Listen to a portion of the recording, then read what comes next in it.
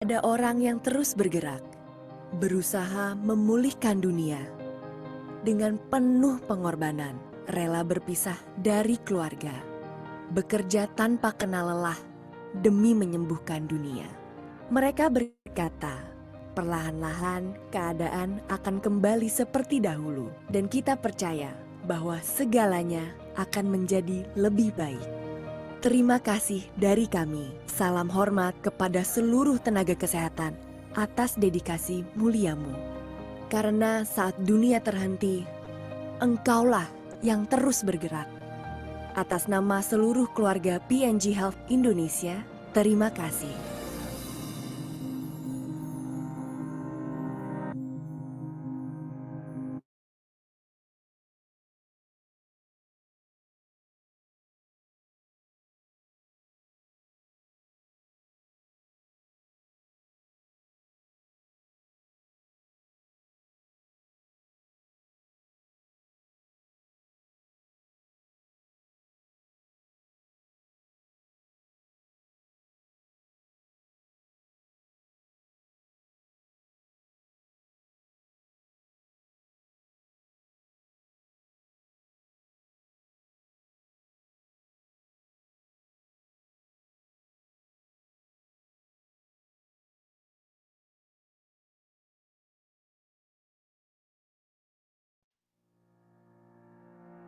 Dan suatu hari, dunia tiba-tiba terhenti. Dan kita mulai melihat segalanya dengan berbeda. Lebih mensyukuri apa yang kita miliki. Kata-kata pembangun semangat, waktu bersama sahabat, hingga pelukan erat dari orang terdekat. Meskipun dunia terhenti, masih ada orang yang terus bergerak, berusaha memulihkan dunia dengan penuh pengorbanan, rela berpisah dari keluarga, bekerja tanpa kenal lelah demi menyembuhkan dunia. Mereka berkata, perlahan-lahan keadaan akan kembali seperti dahulu, dan kita percaya bahwa segalanya akan menjadi lebih baik. Terima kasih dari kami. Salam hormat kepada seluruh tenaga kesehatan atas dedikasi muliamu. Karena saat dunia terhenti, Engkaulah yang terus bergerak. Atas nama seluruh keluarga PNG Health Indonesia, terima kasih.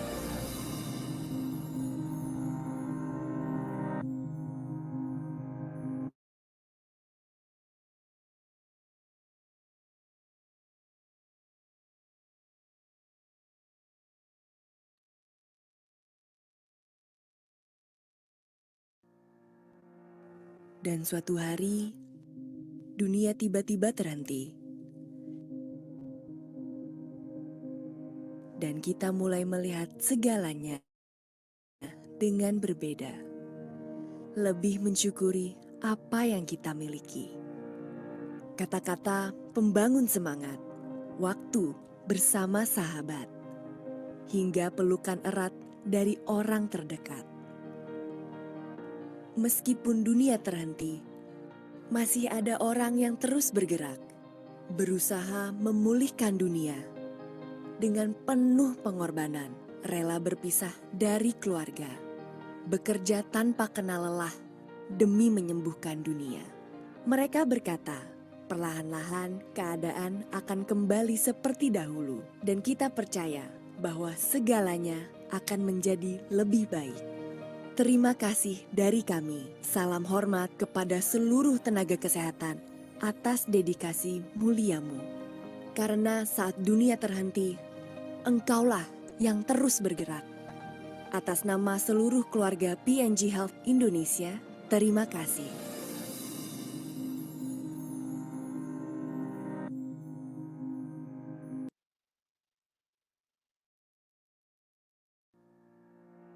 Dan suatu hari, dunia tiba-tiba terhenti. Dan kita mulai melihat segalanya dengan berbeda. Lebih mensyukuri apa yang kita miliki. Kata-kata pembangun semangat, waktu bersama sahabat, hingga pelukan erat dari orang terdekat. Meskipun dunia terhenti, masih ada orang yang terus bergerak, berusaha memulihkan dunia dengan penuh pengorbanan, rela berpisah dari keluarga, bekerja tanpa kenal lelah demi menyembuhkan dunia. Mereka berkata, perlahan-lahan keadaan akan kembali seperti dahulu, dan kita percaya bahwa segalanya akan menjadi lebih baik. Terima kasih dari kami. Salam hormat kepada seluruh tenaga kesehatan atas dedikasi muliamu. Karena saat dunia terhenti, Engkaulah yang terus bergerak. Atas nama seluruh keluarga PNG Health Indonesia, terima kasih.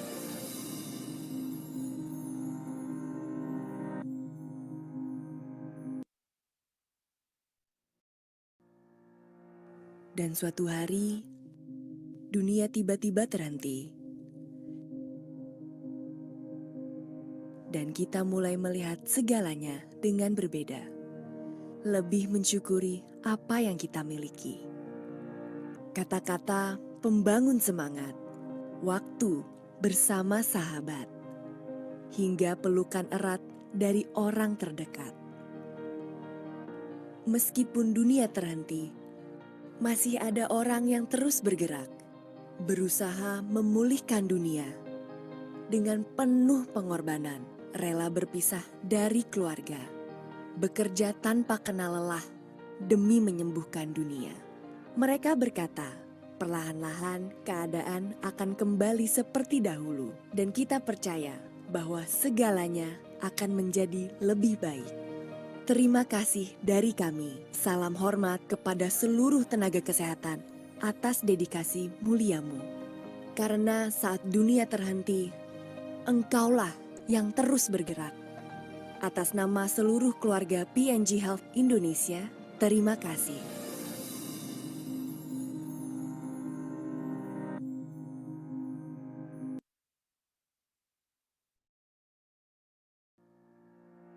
Dan suatu hari, dunia tiba-tiba terhenti.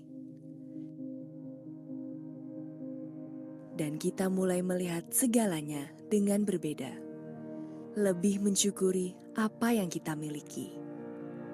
Kata-kata pembangun semangat, waktu bersama sahabat, hingga pelukan erat dari orang terdekat.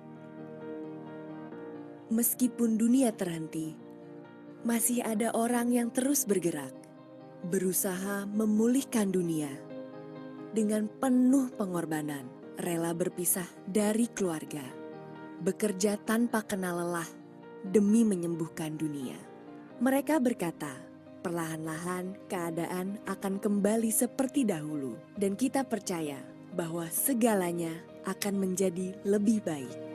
Terima kasih dari kami. Salam hormat kepada seluruh tenaga kesehatan atas dedikasi muliamu. Karena saat dunia terhenti, Engkaulah yang terus bergerak. Atas nama seluruh keluarga PNG Health Indonesia, terima kasih.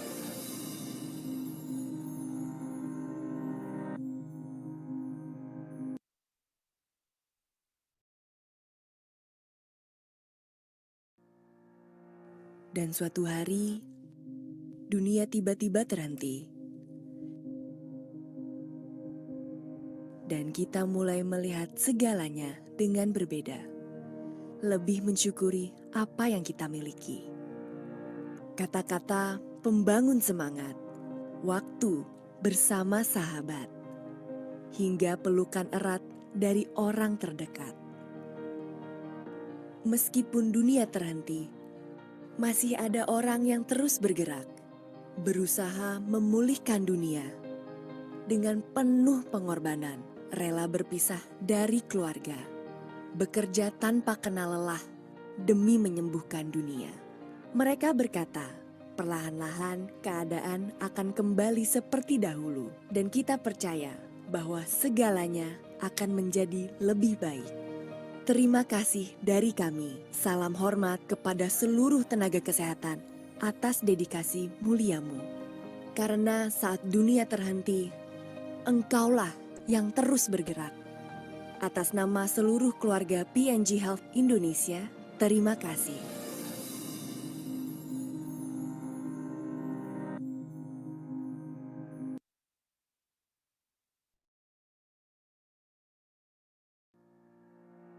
Dan suatu hari, dunia tiba-tiba terhenti. Dan kita mulai melihat segalanya dengan berbeda. Lebih mensyukuri apa yang kita miliki. Kata-kata pembangun semangat, waktu bersama sahabat, hingga pelukan erat dari orang terdekat.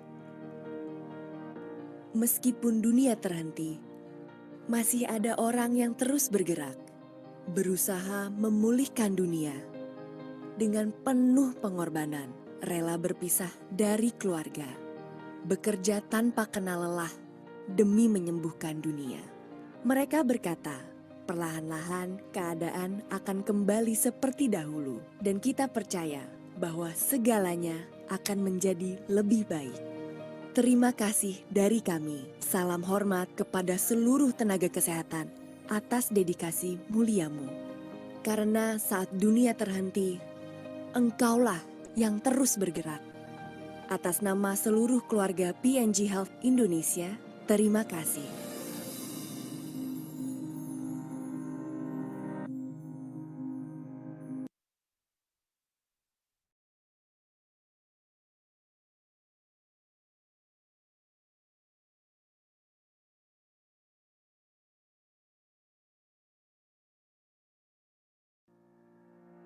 Dan suatu hari, dunia tiba-tiba terhenti.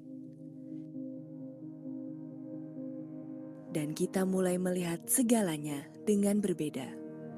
Lebih mensyukuri apa yang kita miliki. Kata-kata pembangun semangat, waktu bersama sahabat, hingga pelukan erat dari orang terdekat.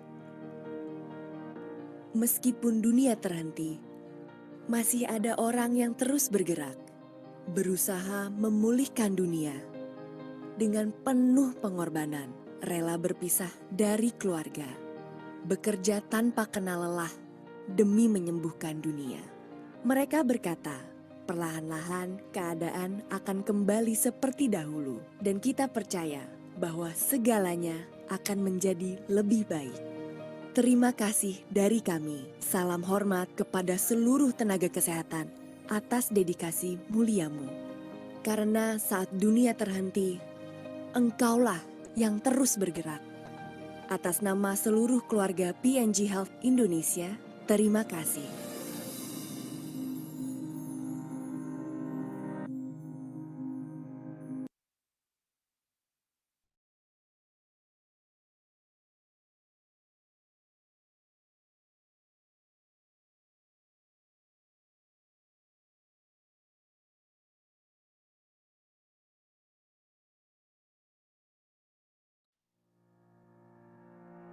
Dan suatu hari, dunia tiba-tiba terhenti.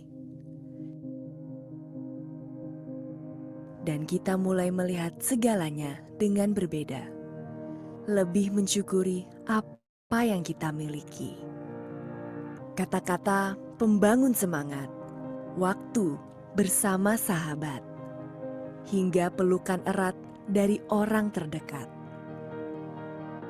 Meskipun dunia terhenti, masih ada orang yang terus bergerak, berusaha memulihkan dunia dengan penuh pengorbanan, rela berpisah dari keluarga, bekerja tanpa kenal lelah demi menyembuhkan dunia. Mereka berkata, perlahan-lahan keadaan akan kembali seperti dahulu, dan kita percaya bahwa segalanya akan menjadi lebih baik. Terima kasih dari kami. Salam hormat kepada seluruh tenaga kesehatan atas dedikasi muliamu. Karena saat dunia terhenti, Engkaulah yang terus bergerak. Atas nama seluruh keluarga PNG Health Indonesia, terima kasih.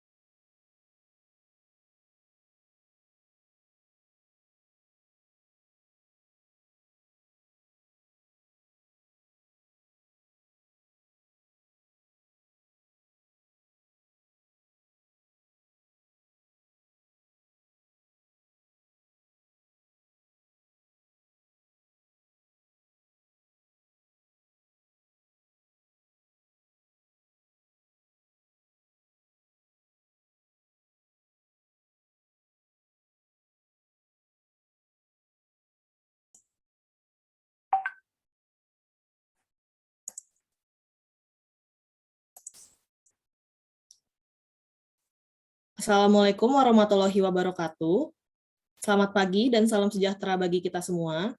Saya ucapkan selamat datang bagi seluruh peserta yang telah hadir pada webinar Manajemen Rhinitis and Rhinosinusitis yang dilaksanakan oleh CME FKUI dan berkolaborasi dengan PNG Health Indonesia.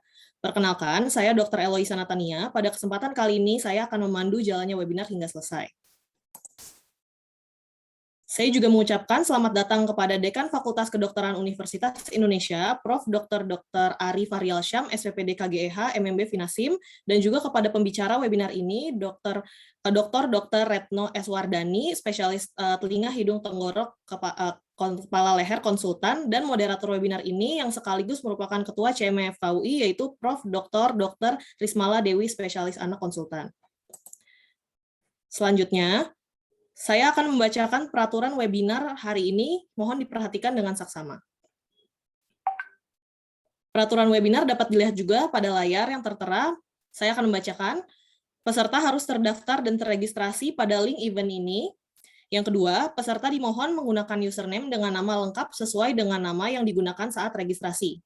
Ketiga, peserta mengkondisikan audio selalu dalam keadaan mute. Keempat, mohon ajukan pertanyaan melalui fitur chat selama rangkaian webinar berlangsung dengan format berikut. Nama, _profesi, _asal institusi, _pertanyaan. 5. Peserta wajib mengisi form kehadiran dan evaluasi pada link yang akan diberikan panitia di akhir acara melalui fitur chat pada Zoom. 6. Sertifikat akan diberikan kepada peserta yang hadir minimal 2/3 waktu seminar dan mengisi form evaluasi.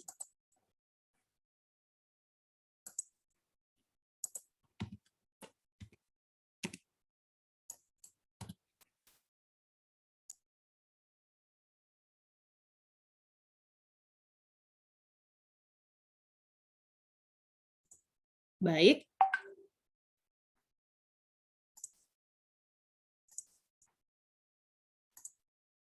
Untuk acara selanjutnya, kita akan dipandu oleh moderator yang ada pada pagi hari ini, yaitu Prof. Dr.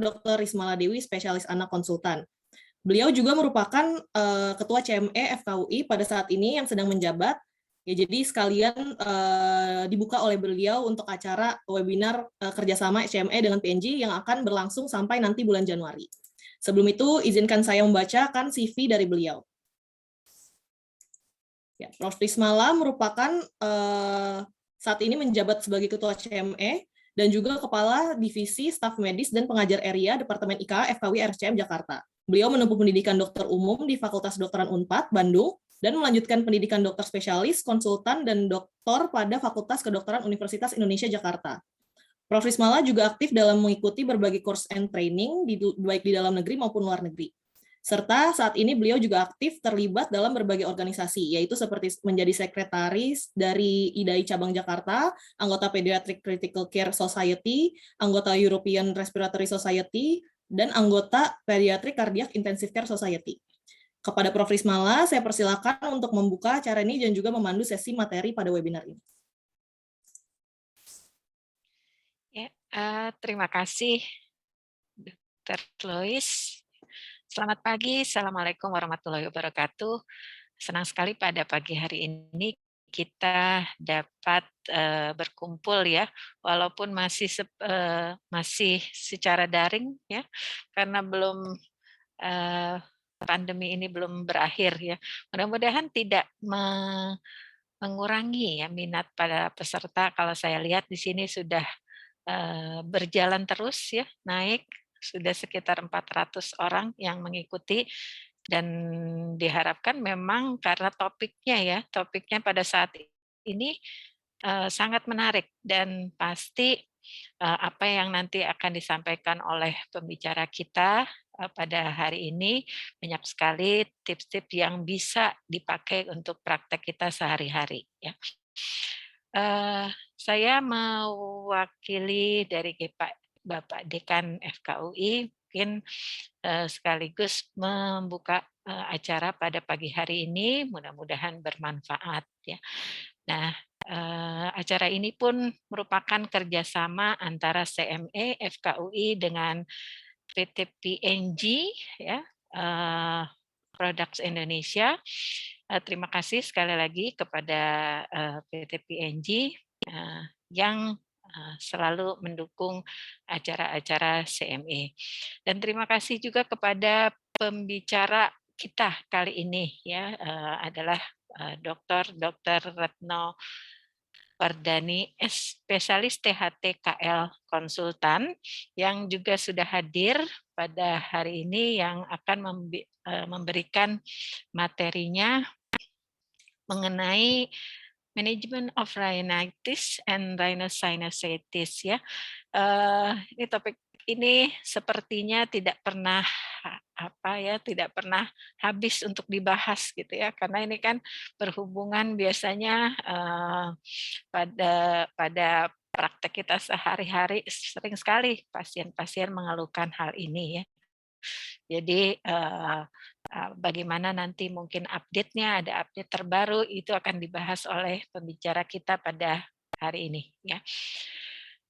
Demikian sedikit pembukaan untuk acara webinar kali ini. Sebelum kita memulai, mungkin saya sedikit akan membacakan CV dari Dr. Dani, yaitu Dr. Retno Wardani, spesialis THT KL konsultan, merupakan staf ya di Departemen THT KL FKUI RSCM. Beliau menyelesaikan pendidikan dokter umumnya di FKUGM dan dokter spesialis serta doktornya di FKUI. Saat ini beliau aktif menjadi anggota Perhimpunan Telinga Hidung Tenggorok Bedah Kepala Leher Indonesia Perhati KL ya. Cukup panjang ya ini ya.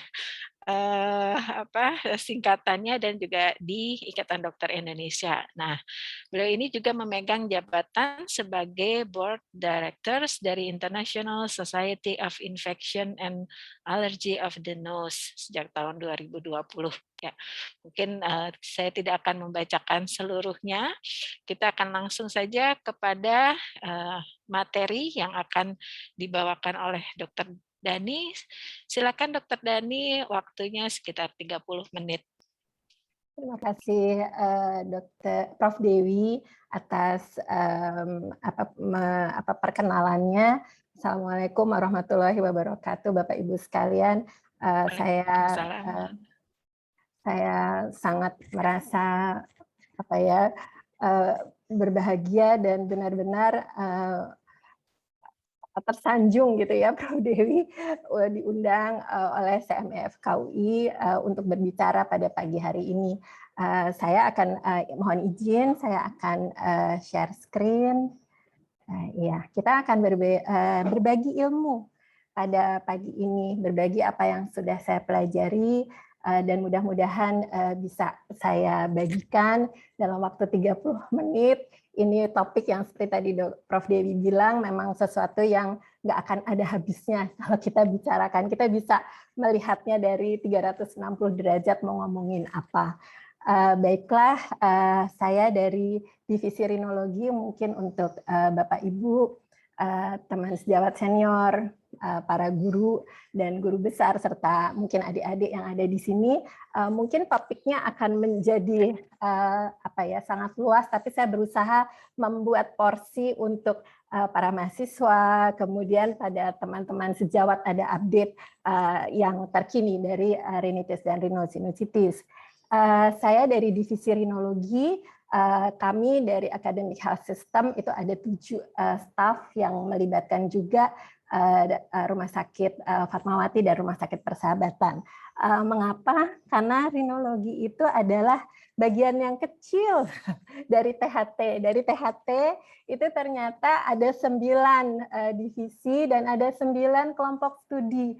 Mungkin orang tidak bisa membayangkan emang apa sih bedanya rinologi dengan alergi imunologi misalnya, atau dengan plastik rekonstruksi yang memang berhubungan dengan hidung. Tetapi kami biasanya memang melihat hidung dari sisi inflamasi, hidung dan sinus paranasal, kemudian pembedahan yang menggunakan koridor hidung, mau kemana aja boleh, mau ke otak, mau ke mata, atau yang lain-lain. Nah, karena kami ini adalah bagian yang kecil, jadi co-brandingnya adalah dengan Rhino. bukan rhinology tapi rhinoceros. Jadi rhinoceros itu diperingati setiap tanggal 22 September.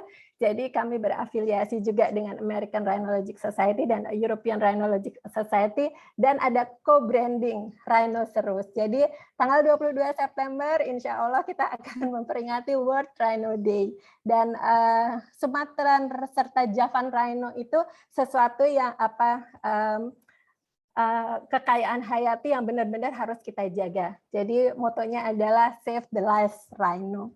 Tapi sebenarnya ilmu rinologi itu bisa kalau untuk mahasiswa dan dokter umum, saya selalu mengingatkan tentang United Airway Concept dan United Airway Disease, bahwa kita adalah bagian dari saluran nafas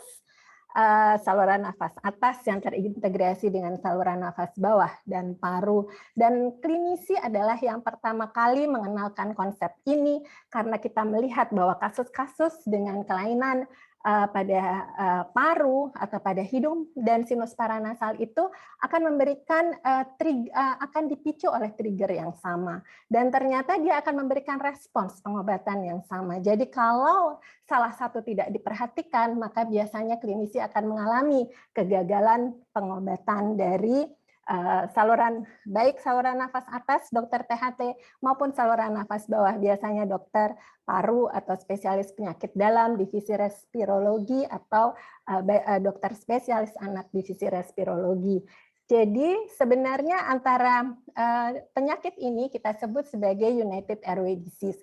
Same airway, same disease. Apa patofisiologinya? Yang pertama adalah refleks nasobronchial. Kemudian ada mediator yang akan dripping dari saluran nafas atas, kemudian menyebabkan inflamasi pada saluran nafas bawah dan paru. Dan jangan lupa dari hidung ada systemic mediators yang akan bisa memicu reaksi di seluruh tubuh kita. Kalau kita lihat dari sisi penyakitnya, etiologinya bisa dibagi menjadi inflamasi, ada gangguan pada pertahanan mukosa saluran nafas, maupun adanya exogenous cofactors. Clinical situation-nya bisa macam-macam, ada rhinosinusitis tanpa polip dengan asma eosinofilik, rinitis alergi dengan asma alergik, ada rinitis alergi yang sifatnya lokal dengan asma intrinsik, dan yang lain-lain. Dan yang menarik tentu adalah kondisi yang saat ini kita hadapi, yaitu COVID-19, yang sebenarnya masuk dalam acute respiratory tract infection, tetapi manifestasi klinisnya luar biasa sekali, dan kita masih terus mempelajarinya. Nah, selain konsep United Airway dan United Airway Disease, kita juga masuk di dalam program pencegahan resistensi antibiotik. Mengapa? Karena rhinosinusitis akut adalah suatu penyakit yang bisa disebabkan oleh berbagai hal. Kalau kita berbicara tentang infeksi, maka ada yang disebabkan oleh infeksi virus dan infeksi bakteri, dan di tengah-tengahnya ada yang disebut sebagai rhinosinusitis akut pasca virus. Keterampilan untuk mendiferensiasi apakah rhinosinusitis akut ini disebabkan oleh infeksi virus dan infeksi bakteri itu harus merupakan kompetensi yang dimiliki oleh semua dokter. Ya, kita mengajarkannya dari sejak mahasiswa di modul respirasi, kemudian ketika masuk di modul klinik di THT, pentingnya untuk memiliki kompetensi ini karena kita harus menjaga antibiotik, kita memperlakukan antibiotik seperti permata, kita harus benar-benar hati-hati karena resistensi antibiotik itu sesuatu yang sangat mengerikan. Ini juga menjadi topik yang bisa 30 menit juga bisa kita bicarakan. Tetapi yang penting adalah ketika kita sudah mampu mengidentifikasi rhinosinusitis akut ini disebabkan oleh virus, maka kita tidak perlu memberikan antibiotik. Lalu apa yang harus kita lakukan?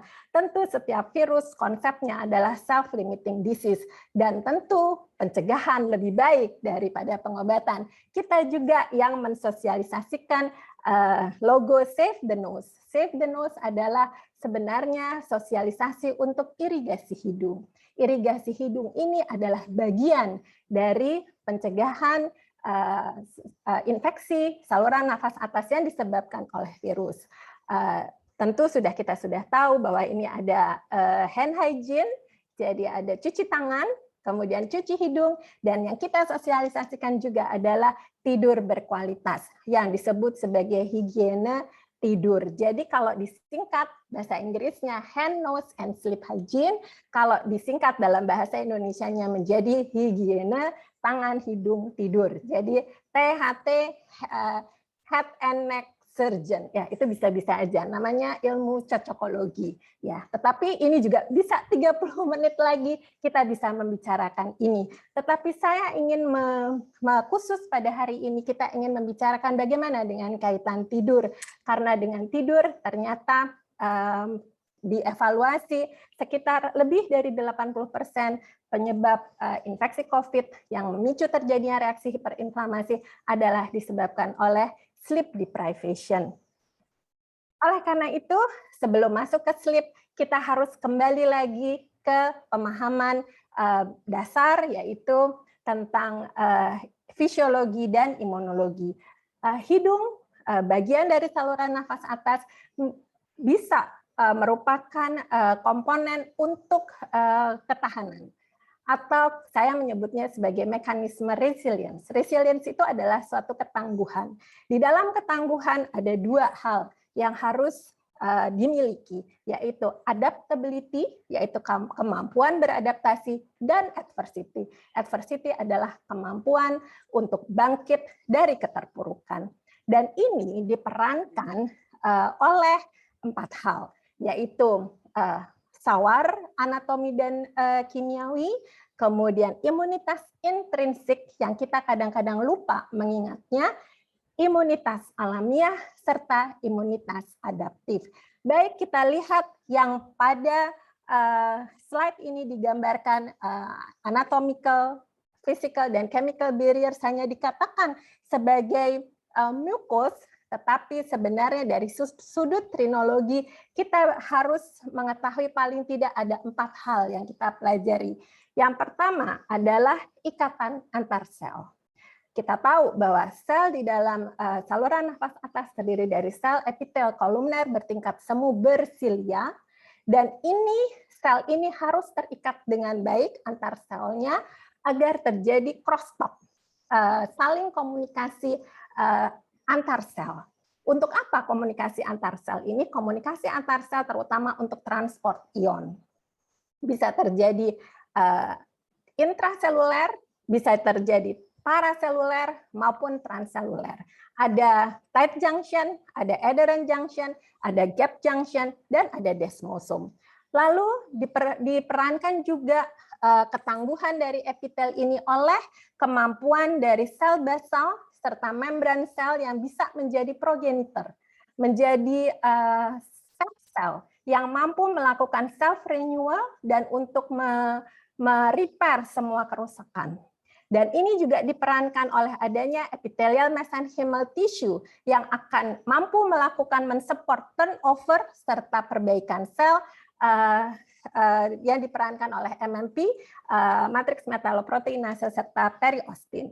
Dan yang terakhir, maka akan ada kemampuan dari sistem transport mukosiliar yang baik diperankan oleh protein yang banyak di dalam gel layer serta periciliary layer serta kemampuannya untuk bergerak menuju ke arah nasofaring. Kalau kita ini sesuatu yang sebenarnya updating, tetapi saya ingin mengingatkan kembali sebenarnya ketangguhan itu dimulai dengan adanya persahabatan, tight junctions, kemudian proses regenerasi diperankan oleh kemampuan self untuk melakukan renewal jadi sebagai stem cell, kemudian yang ketiga adalah prosperity. Jadi yang tangguh itu artinya kalau kita mampu menjalin persahabatan dengan baik, junction, mampu melakukan proses regenerasi, dan kita sejahtera. Orang yang sejahtera tentu lebih tangguh karena tangan yang di atas akan lebih baik daripada tangan yang di bawah. Pelajaran kehidupan. Buat apa sih sel yang tangguh dari saluran nafas atas ini? Sel yang tangguh harus mampu membedakan apakah apakah mikroba yang kita hirup adalah mikroba yang sifatnya komensal atau yang patogen, atau justru kumpulan koloni mikroba yang ada di dalam ceruk, di dalam hidung, ceruk atau nis, itu adalah koloni-koloni yang real komensal, really friendly. Karena kita tahu bahwa ada bakteri-bakteri yang sifatnya oportunis, dan kita tahu bahwa ada jutaan mikrobioma, material genetik dari bakteri yang jumlahnya sebenarnya lebih banyak dari sel tubuh kita. Dia ada di dalam ceruk-ceruk tertentu di dalam tubuh kita, di hidung, di paru, di mulut, kemudian di gaster maupun saluran intestinal. Dan ini adalah mikrobioma yang mampu atau mendukung proses metabolisme di dalam tubuh. Paling tidak ada 5 kelompok mikrobioma yang variasinya akan berbeda keragamannya di dalam setiap ceruk. Nah, mikrobioma ini ternyata mendukung mekanisme ketangguhan dalam bentuk imunitas intrinsik. Apa sih bedanya imunitas intrinsik dengan imunitas alamiah? Mungkin kita kadang-kadang suka, oh, apa ya bedanya? Oke, kalau imunitas intrinsik adalah suatu mekanisme pertahanan yang selalu ada dalam setiap sel, walaupun sel ini tidak mengalami infeksi. Berbeda dengan innate immune system itu adalah kalau selnya sudah terinfeksi. Artinya di setiap epitel saluran nafas atas itu ada selalu pasukan yang bersiap. Bersiap terhadap apa? Bersiap terhadap virus respiratori, diperankan oleh 4 molekul, yaitu interferon 1 dan 3, laktoferin, dan 2 ini beta defensin serta nitric oxide, hipotesisnya adalah berasal dari microbiome. Jadi para teman, para sekutu kita, mikrobioma yang baik akan mendukung imunitas intrinsik yang ada pada saluran nafas, terutama hidung dan sinus paranasal. Nah, bagaimana bedanya kalau ketika virus sudah menyerang? Ketika virus sudah menyerang, maka yang penting virus itu harus dikenali. Dikenali oleh pattern recognition receptor, dan ketika sudah berikatan, maka akan terjadi upregulasi dari pattern recognition receptor. Dia ada bersiaga di permukaan epitel, tetapi dalam 4 jam pertama ketika infeksi sudah terjadi, maka akan terjadi regulasi yang meningkat. Kemudian disertai dengan 8-72 jam, langsung interferonnya juga semakin meningkat produksinya. Untuk menambah imunitas intrinsik, interferon yang memang sudah ada di dalam epitel. Tetapi ketika terinfeksi, maka akan terjadi call for help, dan interferon juga akan ditingkatkan.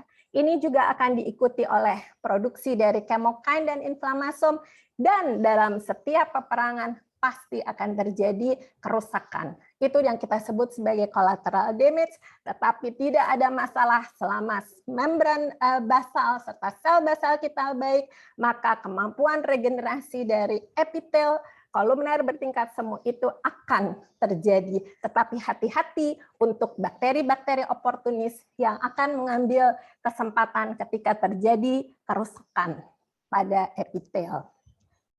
Nah, sesudah itu, ketika kita tahu bahwa di innate immune system itu akan terjadi aktivasi dari dendritic cell, karena dendritic cell ini akan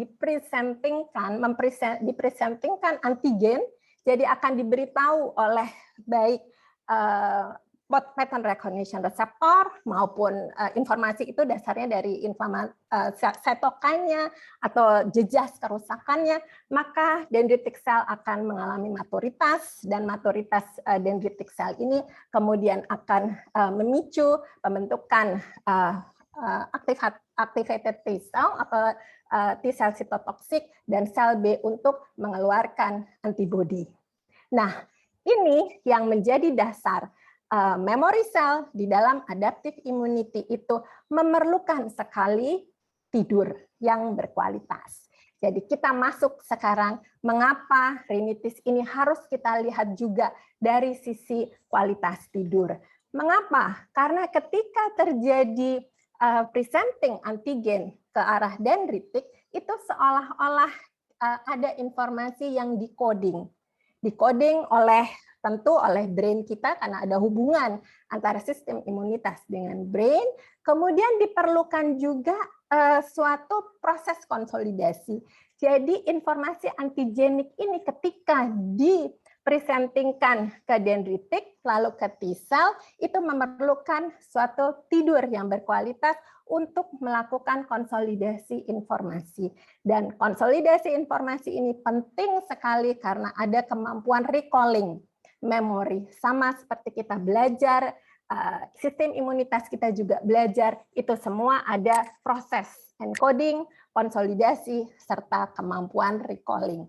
Dan dikatakan bahwa kemampuan konsolidasi dan recalling yang baik itu akan baik kalau kita tidur bernafas lewat hidung. Ya, jadi jembatannya dibikin-bikin gitu ya. Jadi ini oh ya jembatannya ternyata sampai kalau tidur harus bernafas dengan hidung, selain tidur dalam keadaan gelap, tidur dalam jadwal yang tepat, tetapi yang penting jangan bernafas lewat mulut ketika tidur. Ya harus anggun tidurnya.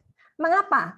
Ini ada dasarnya penelitian computational fluid dynamic, jadi analisis komputasi menggunakan dinamika fluida, ternyata tidur melalui hidung itu akan membuat circadian rhythm yang baik.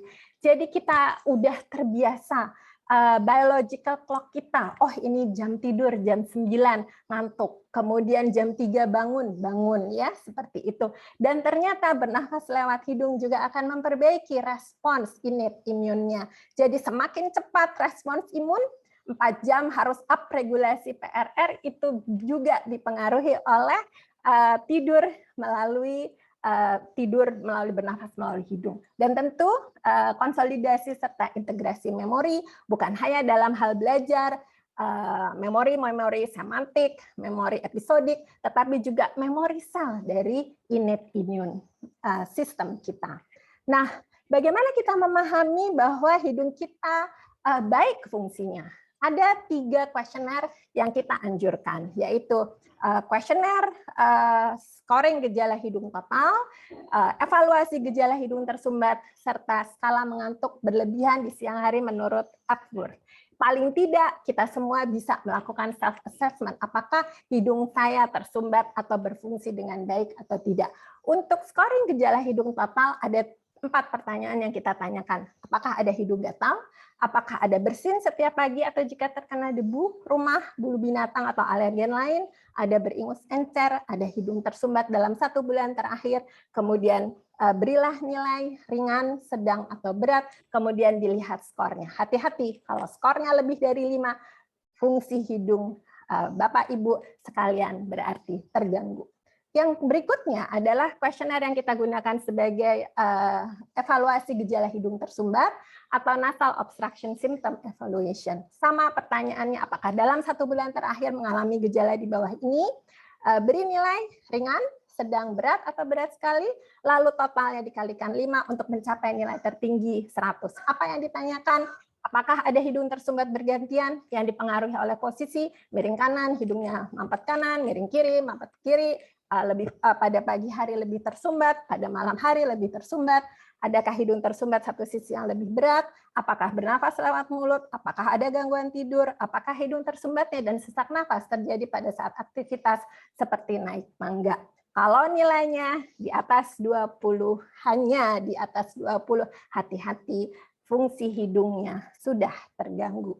Dan yang terakhir, ketika fungsi hidung sudah terganggu, skornya di atas 5 menurut total nasal symptom score maupun questionnaire notes, maka kita harus menanyakan lagi yang disebut sebagai evaluasi mengantuk berlebihan di siang hari. Saya suka sekali menanyakan ini kepada para mahasiswa, murid-murid saya yang tercipta, dan para residen harus melakukan assessment apakah Anda mengantuk berlebihan dalam 8 situasi. Di bawah ini ada 8 situasi: duduk diam di area umum, ketika mendengarkan kuliah, mendengarkan khotbah, duduk sambil membaca. Oh, itu sambal, maaf ya, maksudnya sambil. Kemudian nonton TV pada posisi santai, mungkin anak zaman sekarang tidak nonton TV, tapi nonton Netflix ya, tapi posisinya santai.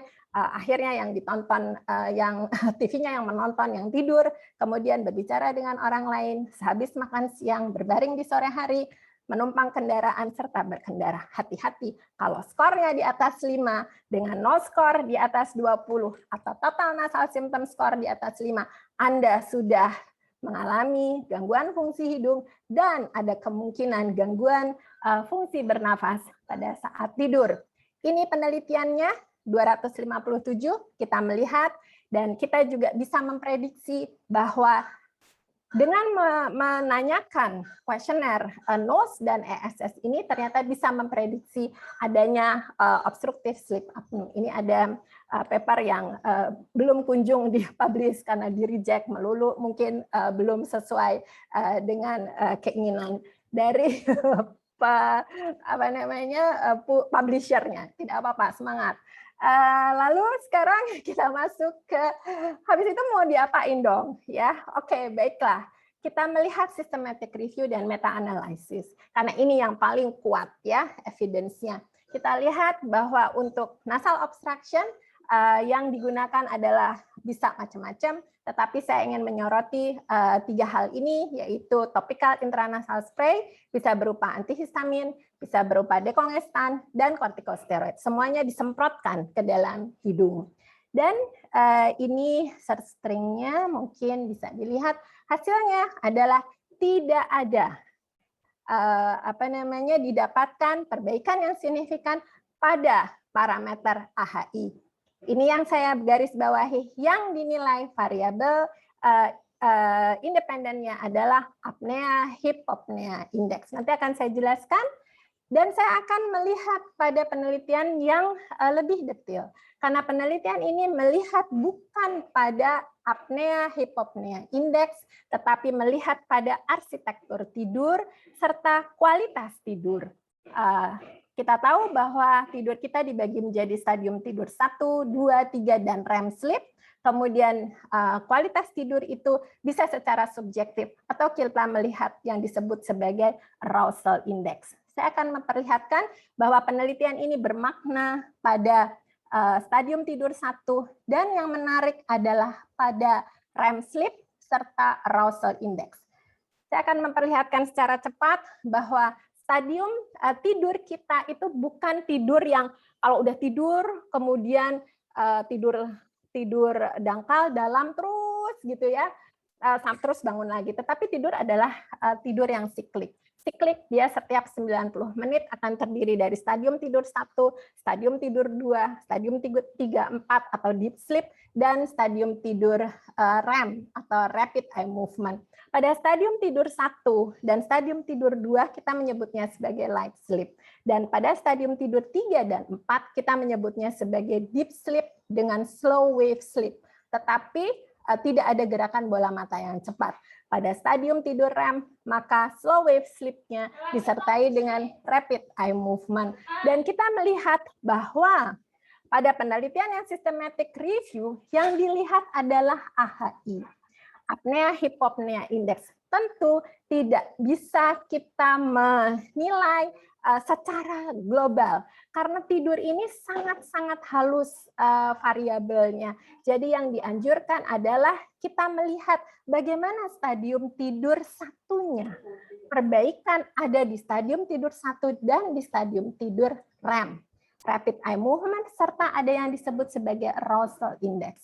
Arousal index kita kalau melakukan polisomnografi kita bisa melihat angkanya. Pada pasien ini terjadi 4 kali arousal index pada saat total sleep time-nya. Atau kalau dibagi dalam per jam berarti terjadi arousal 1 kali per jamnya. Dan itu yang akan diperbaiki oleh topical nasal spray.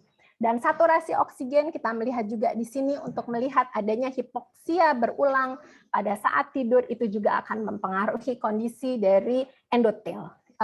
Lain kali kita akan bicarakan.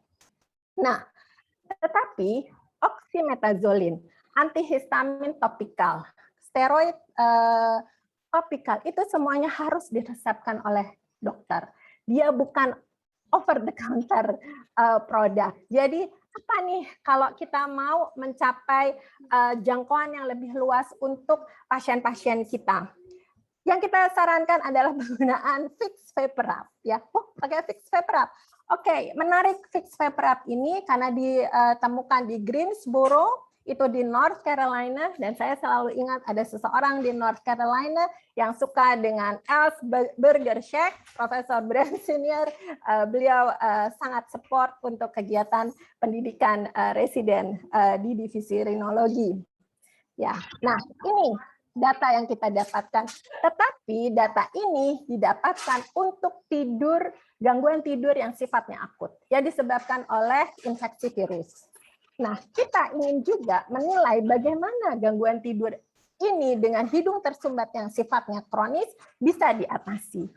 Dasar keilmuannya adalah ketika kita menginhalasi mentol, maka kita akan menghirup aroma mint. Dan menghirup aroma mint ini akan menstimulasi reseptor yang disebut sebagai TRPM8, transient receptor potential melastin 8, yang berlokasi di ujung-ujung syaraf olfaktori, trigeminus, dan 10. Buat apa? Ini akan mengaktifasi termoreseptor. Dan ini akan memicu rasa cooling sensation. Cooling sensation disertai hangat pada saat kita tidur ternyata bisa meningkatkan kemampuan slow wave sleep baik yang REM maupun yang non-REM. Itu hipotesisnya karena kita juga sedang melakukan, belum dipublikasi hasilnya, bahwa kita menemukan supporting evidence yang cukup baik tentang fixed vapor wrap. Tetapi karena waktu yang membatasi kita, maka saya cukupkan di sini untuk sekali lagi personally untuk saya penata laksanaan rinitis itu seperti back to back credit. Back to back credit itu jadi dapat dari mahasiswa, bicara untuk PPDS, dapat dari PPDS, bicara untuk spesialis THT, semuanya mendapat untuk disebut back to back credit. Dan itu bukan sesuatu yang saya kira memerlukan kemampuan untuk terus belajar. Saya ingin memicu semuanya bahwa memilikilah passion in learning, karena kita itu sebenarnya tidak boleh berhenti belajar, karena kita bisa belajar dari kehidupan. Kehidupan itu terus akan mengajarkan kita. Kita harus membuat analogi-analogi yang sederhana dari sesuatu yang sifatnya complicated. Itu pesan dari guru saya, Prof. Sarono Waspodo, bahwa jangan ribet, pakai bahasa yang sederhana. Baiklah Prof, saya mohon bahwa saya berusaha selalu mengingat pesan dari Prof. Sarono. Demikianlah saya kira Prof. Dewi, mudah-mudahan bermanfaat, mudah-mudahan nggak terlalu membingungkan atau terlalu complicated. Mudah-mudahan kita akan bicarakan dalam diskusi 1 jam ini kalau dari para sejawat ada yang ingin ditanyakan. Terima kasih banyak. Ya, terima kasih Dr. Dani atas paparannya. Senang sekali kita bisa mendengarkan ya, walaupun ternyata tidak sesimpel itu ya, gitu. Jadi mungkin kalau misalnya banyak pertanyaan yang akan diajukan, mumpung ada Dr. Dani ini di sini ya, silakan bertanya sebanyak-banyaknya yang kita bisa bahas pada pagi hari ini ya. Silakan kalau yang ingin bertanya bisa dituliskan di kolom chat ya. Di sini sudah ada ternyata Dr. Dani beberapa pertanyaan ya. Mungkin saya akan bacakan. Yang pertama dari siapa ini? Mukson Tohari ya. Kalau rinitis penyebab utamanya virus, kenapa setiap dokter atau dokter spesialis selalu memberikan antibiotik pada pasiennya ya. Kapan harus diberikan antivirus dan kemudian kapan seharusnya antibiotik diberikan pada pasien sinusitis atau rhinosinusitis ya. Jadi mungkin ada highlight-nya, kalau yang kayak gini biasanya pakai antibiotik, kalau yang gini nggak perlu gitu ya. Mungkin ada tanda-tanda klinis nih Dokter Dani. Kapan kita memberikan antibiotik gitu. Silakan Dokter Dani. Iya, terima kasih Prof. Dewi. Jadi setiap rinitis, rhinosinusitis itu harus dibagi dulu. Apakah dia akut atau dia kronis? Ya, akut dan kronis itu menentukan sekali. Kemudian kalau kronis, biasanya waktu yang kita gunakan adalah kalau akut dan kronis adalah kurang dari 12 minggu atau lebih dari 12 minggu. Kalau mau lebih detail lagi, kurang dari 4 minggu, 4 sampai 12 minggu itu disebut subakut. Tentukan dulu apakah ini akut atau kronis. Yang kedua, tentukan recurrency-nya. Apakah dia berulang? Kalau dia berulang dalam 1 bulan terakhir, apakah berulangnya itu lebih dari 4 hari per minggu atau kurang dari 4 hari per minggu? Jadi kita akan melihat apakah ini intermittent atau yang persistent. Nah, sesudah dapat itu, kemudian kita harus mencari etiologinya. Etiologinya pada rinitis akut terutama adalah disebabkan oleh infeksi. Infeksi akut itu bisa virus, bisa bakteri. Dan ada antara virus dan bakteri itu ada yang disebut pasca virus. Mengapa pasca virus masuk di dalam kategori diagnostik rinitis maupun rhinosinusitis? Karena ada mekanisme inflamasi dari perbaikan sel epitel yang rusak karena setiap proses mengeliminasi virus atau bakteri pasti akan ada kerusakan sel, bukan oleh virus dan bakterinya tetapi oleh mekanisme respons inflamasi kita. Itu yang saya sebutnya sebagai collateral damage. Nah, sesudah itu sudah ditentukan kalau dia akut virus atau bakteri. Nah, caranya membedakan virus atau bakteri harus ada 3 gejala. Harus ada ditemukan 3 gejala. Jadi bukan hanya demam, bukan hanya sekret purulen, bukan hanya nyeri wajah satu sisi, tetapi harus ada 3 dan 3-tiganya harus ada. Kalau misalnya 3 tidak ditemukan, kita menganjurkan untuk melakukan pemeriksaan LED dan CRP, bukan pemeriksaan kultur atau swab. Mengapa? Mengapa sampai harus memilih atau meminta pasien untuk membayar pemeriksaan LED dan CRP? Karena kita mau saving antibiotik. Antibiotik itu biar harganya ya mungkin murah kalau dibeli, tetapi sebenarnya itu adalah sesuatu yang money cannot buy. Kalau kita tidak berhati-hati, para dokter tidak berhati-hati meresepkan antibiotik karena tidak bisa membedakan, mohon maaf, tidak bisa membedakan infeksi virus dan bakteri, apalagi kita meminta orang lain untuk menghargai antibiotik. Nah, kalau kronis biasanya kita harus menentukan apakah ini disebabkan oleh respons hipersensitivitas terhadap alergen atau terhadap iritan. Apakah yang kronis bisa mengalami eksaserbasi akut yang disebabkan oleh infeksi virus dan bakteri? Bisa sekali. Kembali lagi kepada pola yang tadi. Apakah didapatkan demam? Apakah didapatkan sekret purulen? Apakah didapatkan nyeri wajah atau sakit kepala satu sisi? Kalau tidak dapat, maka dokter keterampilan klinik dasar lihat otitis media. Adakah otitis media akut? Apakah ada tonsilitis akut? Kalau tidak dapat juga, maka harus melakukan pemeriksaan laboratorium. Jadi sebenarnya kita mengerahkan semua keterampilan klinik dasar ketika kita menentukan apakah ini diberikan diagnosis dan pemberian antibiotik. Dan saya kira ini kompetensinya bukan di dokter spesialis, tetapi kita semua. Demikian mungkin Prof. Dewi. Mudah-mudahan menjawab. Ya, terima kasih Dokter Dani. Ya.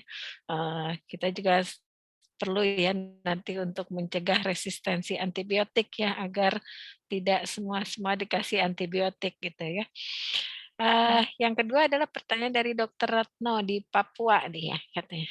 Nah ini berkaitan tadi mungkin cuci hidung mulai menjadi ini ya Dokter Dani ya, apalagi di era COVID ini gitu ya. Nah katanya gimana cara cuci hidung yang benar, kemudian bagaimana gejala rinitis akibat bakteri, mungkin tadi ya yang sudah sempat dijawab juga, antibiotik pilihan untuk rinitis anak apa gitu ya, Dokter Dani. Terima kasih. Terima kasih. Jadi kalau memang sudah ditegakkan rinitis akut virus atau pasca virus dan juga rhinosinusitis atau rinitis yang alergik atau non alergik yang iritan, maka kita menganjurkan itu yang sudah ditegakkan ya untuk pemberian irigasi hidung. Jadi irigasi hidung ini bisa digunakan. Kami menganjurkannya dengan larutan NaCl 0,9% yang tidak perlu dibuat tetapi menggunakan cairan infus. Mengapa? Karena tidak dianjurkan untuk menggunakan garam dapur karena bisa mengandung yodium, tetapi juga bukan garam krosok ya, garam yang tidak mengandung yodium karena sulit sekali untuk membuat standar 0,9%. Kita harus mengingat bahwa lapisan dalam sistem transport mukosiliar itu ada silia yang bergerak di dalam lapisan perisiliar dan ada juga lapisan gel. Selain itu juga ada ikatan antar sel yang sangat tergantung dari transport ion. Jadi kalau saya daripada ingin mencuci hidung selain dengan NaCl 0,9%, lebih baik tidak dilakukan karena itu justru akan mengganggu ikatan antar sel, ikatan pertemanan sel. Kemudian juga kalau sudah ada gangguan maka kemampuan dari silia untuk trapping dan menggerakkan partikel yang berbahaya ke arah nasofaring juga akan ada gangguan. Maka silianya akan menjadi stasis, siliostasis. Jadi cuci hidung 0,9%, saya kira banyak sekali sudah di mana-mana ya, di setiap Instagram, setiap dokter sudah menganjurkan. Dan yang harus diingat bahwa kita tidak ada penelitian yang menyatakan bahwa cuci hidung itu akan mempercepat kesembuhan COVID. Ya, itu kita belum ada. Tetapi cuci hidung adalah bagian yang memang tidak bisa ditinggalkan di dalam setiap proses inflamasi hidung dan sinus paranasal. Mengapa? Karena cuci hidung ini adalah friendly, dia bersahabat sekali dengan para mikrobioma. Jadi ini yang sebenarnya kita harapkan. Apakah nanti dia sembuh lebih cepat dengan COVID-nya, atau lebih lambat, atau yang lain, kita belum ada datanya.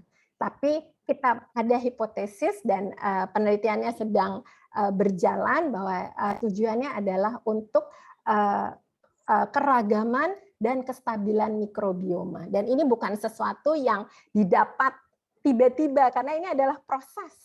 Untuk menjaga hubungan baik itu kan adalah suatu proses. Demikian Prof. Dewi. Terima kasih. Ya, mungkin disambung sedikit Dokter Dani, Ya. kan juga ada semprot hidung ya, gitu, yang ya. semprot hidung. Apakah karena sepertinya kalau itu kan lebih gampang ya. Kalau yang pakai NaCl kita harus menyiapkan speednya gitu ya. Itu sepertinya agak lebih repot mungkin ya, kalau di rumah nggak apa. Betul. Nah, apakah dengan semprot hidung itu juga sama halnya dengan cuci hidung seperti itu, Dokter Dani? Baik. Mungkin berapa kali juga ya yang paling baik juga, gitu? Ya, baik. Berapa kali ya?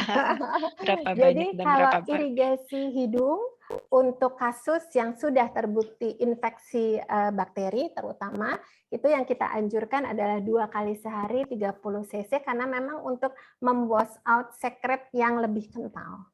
Ya, tadi untuk wash out. Tapi kalau untuk orang sehat, untuk menjaga hubungan baik dengan mikrobioma itu cukup sekali sehari saja ketika bangun tidur. Saya belum bisa mendapatkan hipotesis atau referensi mengapa, karena referensinya ini hanya satu referensi yang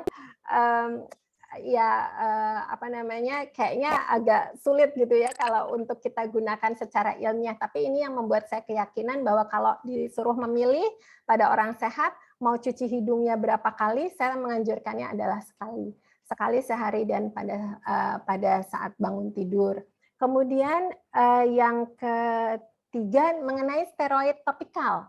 antihistamin topikal itu belum masuk di Indonesia. Kita punya kortikosteroid topikal. Kortikosteroid topikal itu di dalam algoritma yang kita buat bersama dan dipublikasikan di European Position Paper on Rhinosinusitis and Nasal Polyps. Kita ngikut aja sih yang first author-nya itu Profesor Witske Fokkens dari Amsterdam Medical Center. Itu menyatakan bahwa steroid intranasal diindikasikan untuk rinitis akut pasca virus, rinitis maupun rhinosinusitis akut pasca virus. Dan ini juga kalau kita diskusi dengan para mahasiswa atau dengan dokter umum, ini juga menjadi kesulitan karena di Indonesia steroid intranasal itu yang bisa meresepkan hanya dokter spesialis. Padahal kalau dilihat dalam konteks besarnya, bahwa steroid intranasal ini bisa kita gunakan sebagai senjata untuk program pencegahan resistensi antibiotik ini sangat baik karena steroid intranasal itu akan memicu peningkatan surfaktan, dan surfaktan adalah protein yang menjadi pembatas antara lapisan gel yang di atas dengan lapisan perisiliar. Jadi lapisan ini kan yang lebih kental di atas, lapisan di bawahnya lebih encer. Dan itu ada satu lapisan protein yang disebut surfaktan. Dan surfaktan ini penting sekali karena bisa ditingkatkan produksinya oleh steroid intranasal, jadi akan memicu recovery dari epithelial barrier. Tetapi kita masih berjuang, Prof. Dewi, steroid intranasal ini supaya bisa diresepkan oleh general physician. Mungkin begitu dari saya. Ya, terima kasih Dokter Dani. Mungkin juga dengan hati-hati juga ya pemberian steroid gitu ya. Betul. Kita yang berikutnya ini sepertinya pengalaman sendiri kayak pengalaman pribadi ya dari namanya Yusru Samsi di sini mau bertanya katanya. Saya sering mengalami bersin khususnya jika hujan dan udaranya dingin. Tapi belakang ini terjadi setiap pagi dan tengah malam. 3 minggu yang lalu kena flu dan demam, hidungnya sebelah kiri tidak kunjung membaik dalam hal bernafas, mampet, susah tarik nafas dan hembuskan nafas, apalagi pada posisi tidur. Padahal flu-nya sudah sembuh. Nah, setiap pagi dan malam atau saat udara dingin selalu bersin, hidung mampet, dan ingusnya meler, susah nafas. Kira-kira mengarah kemana? Kalau ada pertolongan pertamanya apa gitu, Dokter Dani? Ya, pertolongan pertama ini kalau telemedicine adalah harus mengisi kuesioner. Kuesionernya diisi dulu ya, Bapak, Ibu. Kuesioner apa? Total Nasal Symptom Score. Tolong kasih skor dalam 1 bulan terakhir, apakah ada hidung gatal, kemudian bersin, beringus encer, dan hidung tersumbat. Kasih nilai 1-10. Kalau ringan 1-3, kalau sedang 4-6, kalau berat di atas 7 nilai. Nah, kalau masing-masing itu ternyata di total nilainya 5, hati-hati. Ini memang fungsinya sudah terganggu dan ini mengarah ke rinitis. Kemudian kita juga harus menanyakan rhinosinusitis. Tadi sih gejalanya kayak gejala rhinosinusitis ya, karena kalau gejala rhinosinusitis itu harus ada 2 gejala utama, yaitu hidung tersumbat dan pilek. Pileknya bisa ke depan atau ke belakang, kemudian disertai dengan 2 gejala tambahan, sakit kepala, nyeri wajah, atau anosmia. Nah, batuk pada anak. Nah, kalau rhinosinusitisnya juga udah ya, lalu terus kita melihat severity-nya. Dilihat nih severity-nya, tanya dengan kuesioner NOS yang tadi, apakah hidung tersumbatnya bergantian? Tadi ada. Pagi lebih mampet, malam lebih mampet. Apakah kemudian satu sisi lebih tersumbat? Ini untuk memprediksi apakah ada septum deviasi, ada kelainan yang sifatnya mechanical structural, dan itu yang biasanya akan mempermudah meningkatkan resiko terjadinya sinusitis.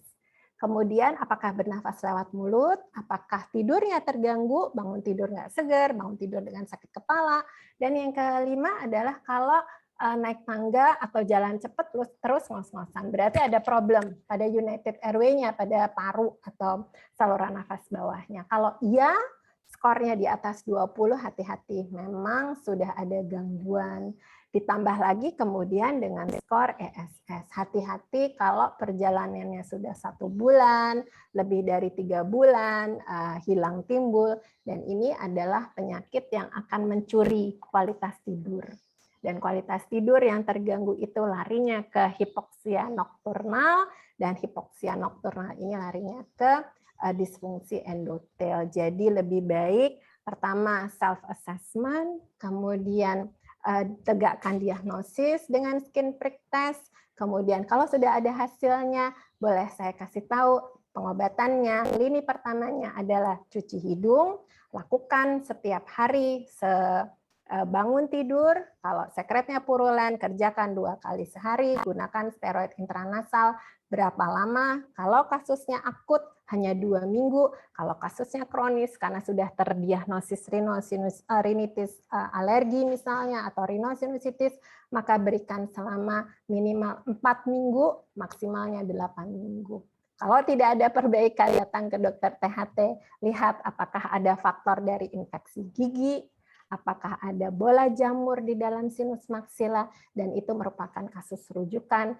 Bukan hanya, jadi konsulnya bukan hanya ke dokter spesialis THT, tapi boleh self-assessment atau ke dokter umum misalnya kalau pasien kita, lalu kita yang akan merujuk untuk dengan pertanyaan tambahan apakah ada, ya kalau infeksi gigi sebenarnya tinggal dilihat aja gigi atasnya bolong apa enggak.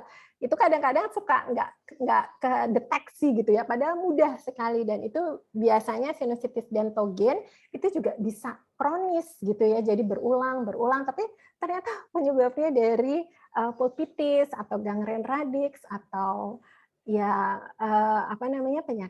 penyakit gigi dan mulut. Demikian. Dokter, mudah-mudahan bisa menjawab ya.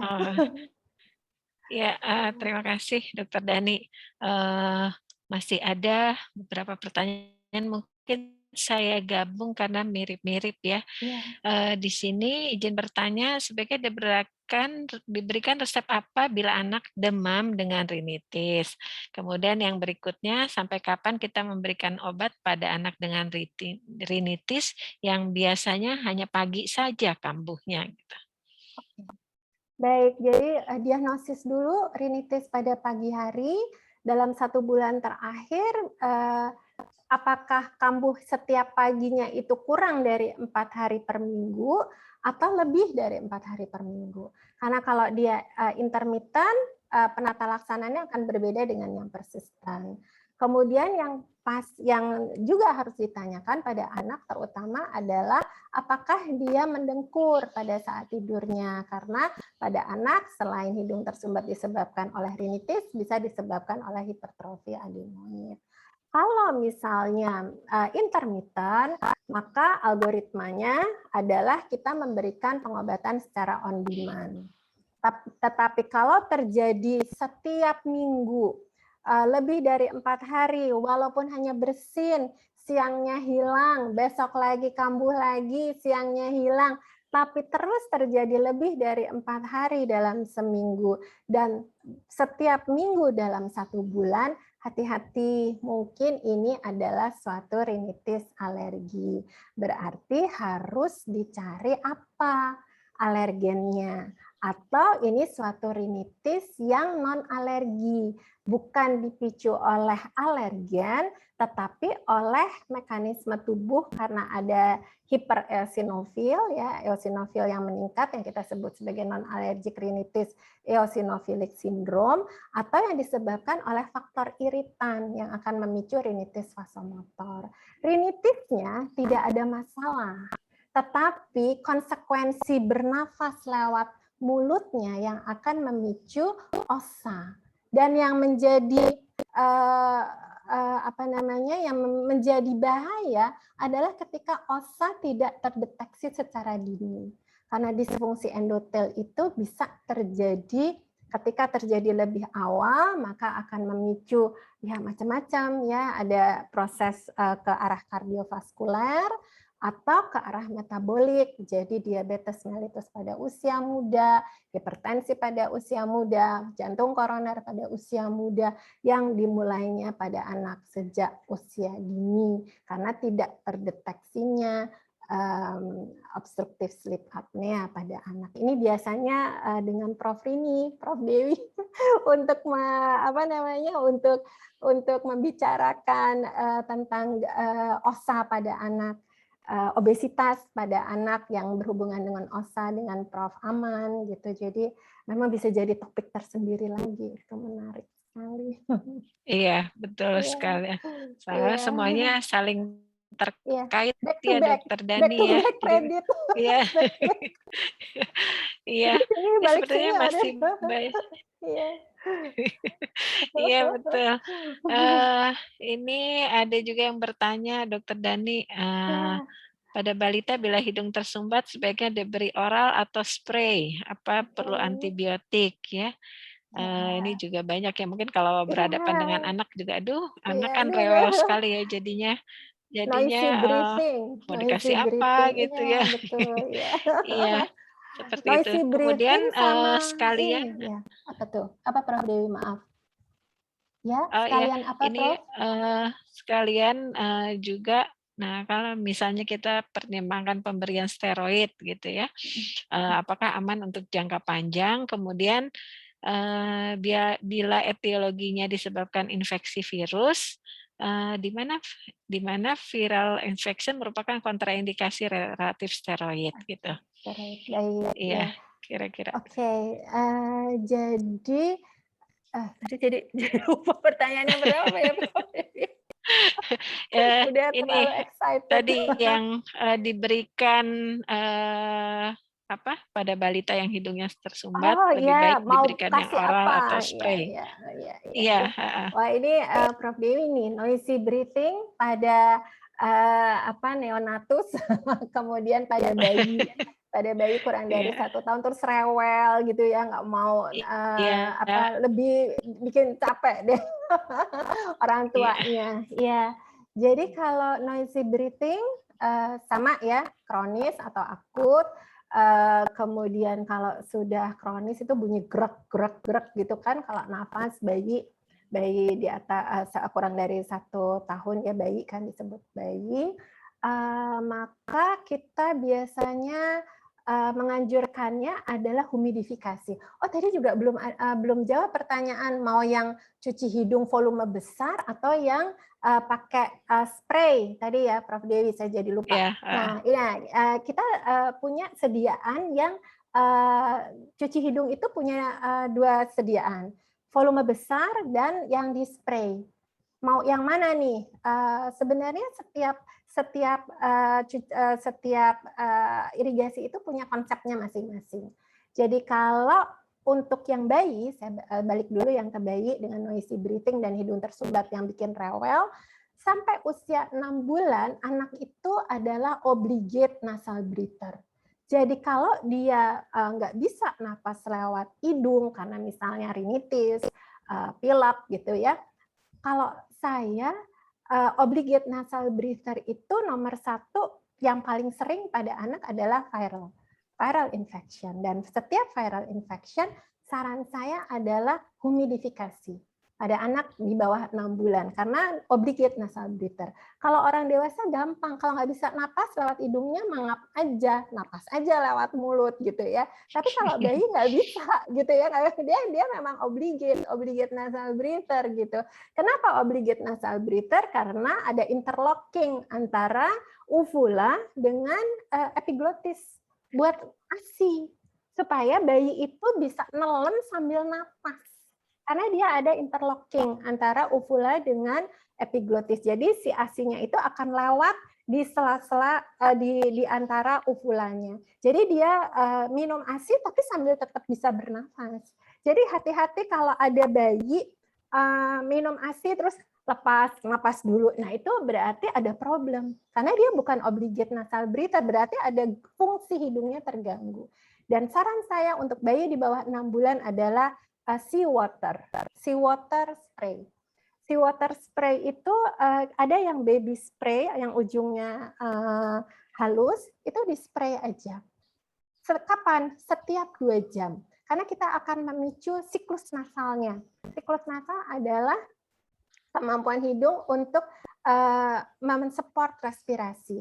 Jadi ada kongesti dan dekongesti yang bergantian. Jadi kalau yang sebelah kanan kongesti, maka yang sebelah kirinya dekongesti. Dan ini terjadi setiap 2-4 jam. Dan ini sifatnya otonom. Kita tidak bisa mengintervensi kecuali kalau kita menyemprotkan, memicu terjadinya siklus nasal yang baik dengan melakukan humidifikasi. Humidifikasi jadi cukup disemprot. Saya tidak menganjurkan dalam bentuk drops, ya. Ada yang drops kan, ada NaCl drops, tapi yang saya anjurkan adalah yang bentuknya spray, karena spray itu bisa mencapai seluruh bagian dari rongga hidung, dan rongga hidung kita kan diinervasi oleh trigeminus serta olfaktorius, dan ini berperan juga di dalam siklus nasal. Jadi kalau 6 bulan gunakan seawater spray setiap 2 jam. Kapan? Dari jam 6 pagi sampai jam 6 sore. Jadi nggak perlu sampai sepanjang hari, nanti mengganggu tidurnya. Jadi setiap 2 jam di spray, kemudian 7 kali. Jadi jam 6, 8, 10, 12, 14, 16, 18. Berhenti, nanti mudah-mudahan bisa tidur dengan enak karena siklus nasalnya perbaikan. Siklus nasal ini yang juga membuat kalau ada gangguan, kalau direbahkan bayi itu rewel. Karena ya mampet, karena ya parasimpatisnya dan simpatisnya tidak seimbang gitu ya. Jadi terlalu dominan yang parasimpatis, begitu dia berbaring langsung mampet, rewel, ya nangis gitu. Makanya siangnya harus dikasih itu apa namanya spray seawater. Jangan lupa kalau mau dekongestan pada bayi. Ini ada PNG. Pakai, jangan lupa ada yang topikal juga, perap, perap gitu, yang dari North Carolina. Iya. Ya, terima kasih Dokter Dani. Memang kalau mau diikutin banyak sekali ya pertanyaan-pertanyaan, cuma memang kita dibatasi waktu nih Dokter Dani, jadi nggak bisa menjawab seluruh pertanyaan ya, yang mungkin lebih banyak lagi sebenarnya ya kalau waktunya panjang. Tapi karena memang waktunya dibatasi, mungkin sesi tanya jawabnya dicukupkan sampai sini. Terima kasih sekali lagi kepada Dokter Dani yang telah meluangkan waktunya ya pada pagi menjelang siang hari ini dan berdiskusi dengan kita. Terima kasih sekali lagi Dokter Dani. Kemudian dengan berakhirnya tanya jawab, berakhir juga sesi ilmiah pada siang hari ini. Terima kasih juga kepada PT Procter & Gamble Home Products Indonesia yang telah bekerja sama dengan CME FKUI. Untuk pengumuman selanjutnya akan saya serahkan kembali kepada MC. Silakan kepada Dr. Louis.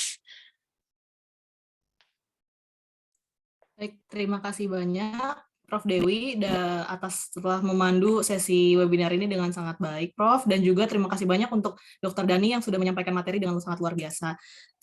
Saya izin melanjutkan untuk bagian akhir, sedikit ada beberapa pengumuman. Yang pertama adalah pengumuman mengenai form evaluasi. Jadi peserta wajib mengisi form evaluasi sebagai syarat mendapatkan sertifikat kegiatan. Form evaluasi dapat diisi melalui link yang tertera pada layar atau yang sudah dikirimkan melalui chat, yaitu bit.ly/evaluasi webinar CME 21/6. Ya, hingga hari ini pukul maksimal 11.30. Setelah itu akan ditutup oleh panitia. Ya, selanjutnya. Ya, kita juga masih akan mengadakan webinar dari CME, yaitu yang tetap berkolaborasi juga dengan PNG Health Indonesia, yaitu adalah webinar mengenai how to diagnose and management of iron deficiency anemia. Ini adalah webinar kedua bekerja sama dengan PNG dan akan dilaksanakan pada tanggal 18 September 2021. Pembicaranya nanti ada Dr. Andika Rahman, SPPDK Home, Finasim, dan akan dimoderatori oleh Prof. Dr. Andon Hestiantoro, SPOG, MPH. Dan jangan lupa bisa langsung registrasi di link yang tertera pada layar, bisa di-scan juga. Jangan lupa segera langsung registrasi karena slotnya terbatas dan juga ini seminarnya free dan mendapatkan SKPID.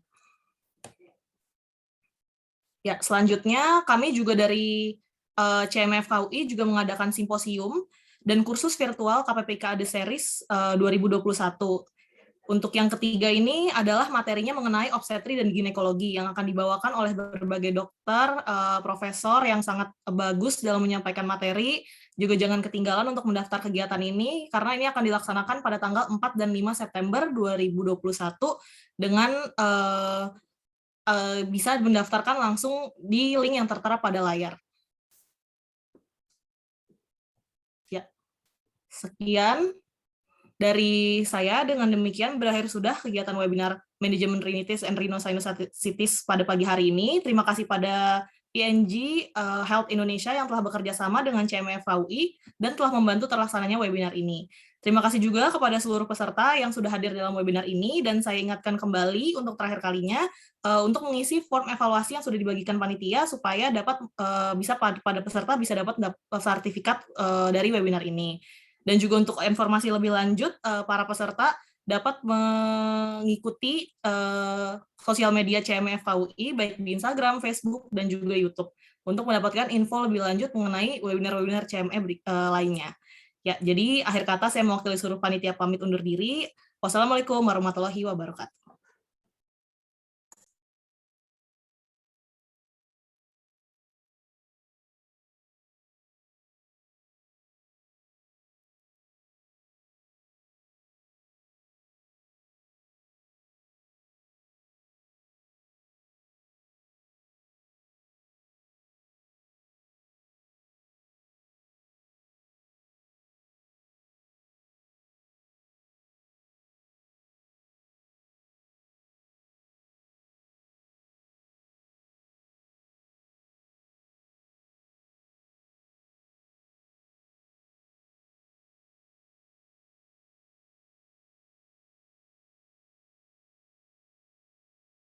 Segalanya dengan berbeda.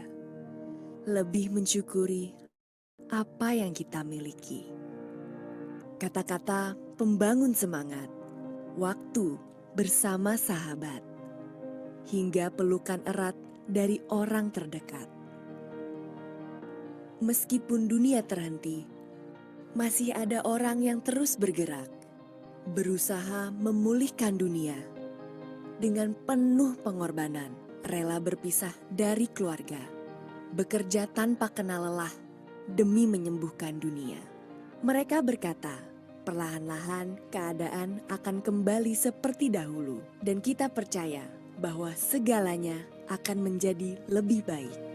Terima kasih dari kami. Salam hormat kepada seluruh tenaga kesehatan atas dedikasi muliamu.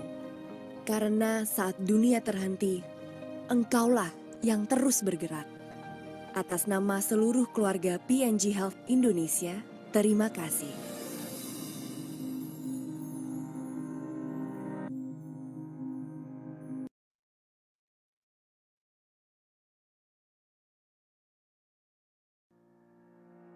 Dan suatu hari, dunia tiba-tiba terhenti. Dan kita mulai melihat segalanya dengan berbeda. Lebih mensyukuri apa yang kita miliki. Kata-kata pembangun semangat, waktu bersama sahabat, hingga pelukan erat dari orang terdekat. Meskipun dunia terhenti, masih ada orang yang terus bergerak, berusaha memulihkan dunia dengan penuh pengorbanan, rela berpisah dari keluarga, bekerja tanpa kenal lelah demi menyembuhkan dunia. Mereka berkata, perlahan-lahan keadaan akan kembali seperti dahulu, dan kita percaya bahwa segalanya akan menjadi lebih baik. Terima kasih dari kami. Salam hormat kepada seluruh tenaga kesehatan atas dedikasi muliamu. Karena saat dunia terhenti, Engkaulah yang terus bergerak. Atas nama seluruh keluarga PNG Health Indonesia, terima kasih.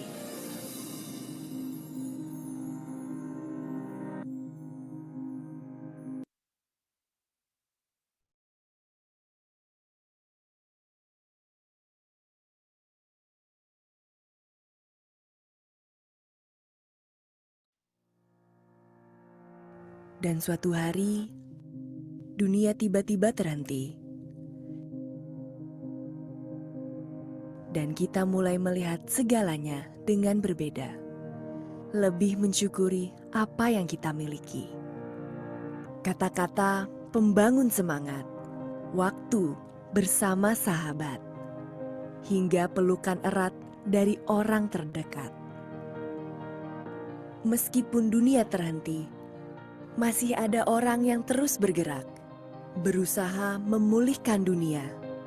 Dengan penuh pengorbanan, rela berpisah dari keluarga, bekerja tanpa kenal lelah demi menyembuhkan dunia. Mereka berkata, perlahan-lahan keadaan akan kembali seperti dahulu, dan kita percaya bahwa segalanya akan menjadi lebih baik. Terima kasih dari kami. Salam hormat kepada seluruh tenaga kesehatan atas dedikasi muliamu. Karena saat dunia terhenti, Engkaulah yang terus bergerak. Atas nama seluruh keluarga PNG Health Indonesia, terima kasih.